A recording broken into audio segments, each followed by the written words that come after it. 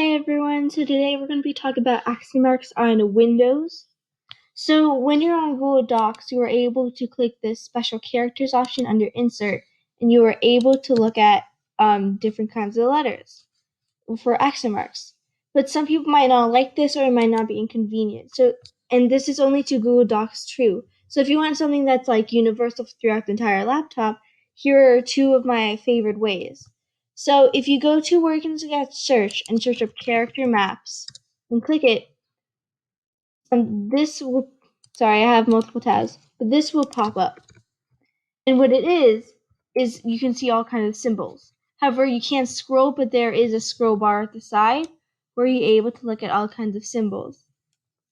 Now, if you click Advanced View and Character Set, you'll be able to see different kinds of different kinds of symbol options.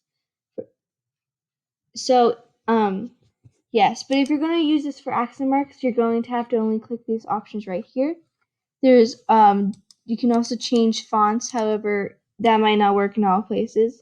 But if you take a scroll, you'll be able to see all kinds of accent marks. To select these accent marks, you either click on them twice, or click on them once and select them. That will bring us to this bar right here, next to characters to copy.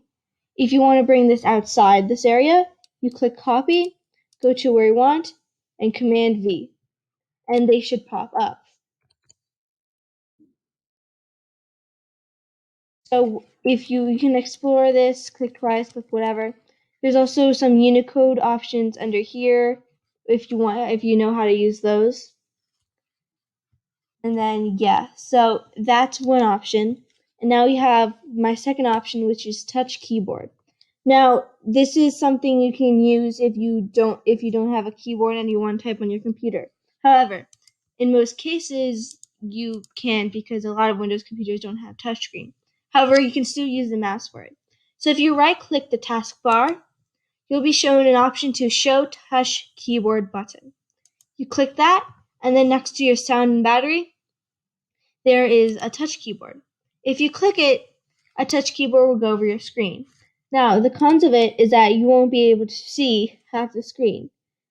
And so, yeah, and the only option you can really do is you have to highlight while clicking on it. So as you can see, it opens up and it's just a regular keyboard. If you go to the numbers, you'll be able to see numbers. Now, the accent marks are located under the symbol, like a horseshoe. You'll notice that's the same one on Google Docs.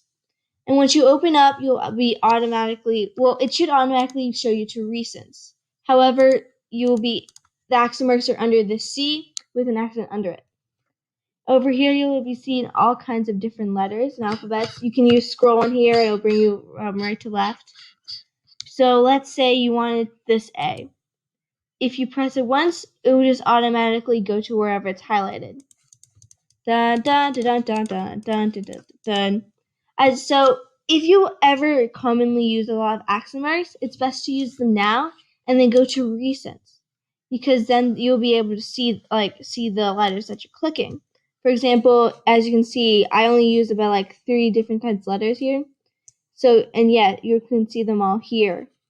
Of course, to get out of this, you click 1, 2, 3, and then ABC, and you're out of it. There's also emojis, but it's a whole other thing. So thank you for watching.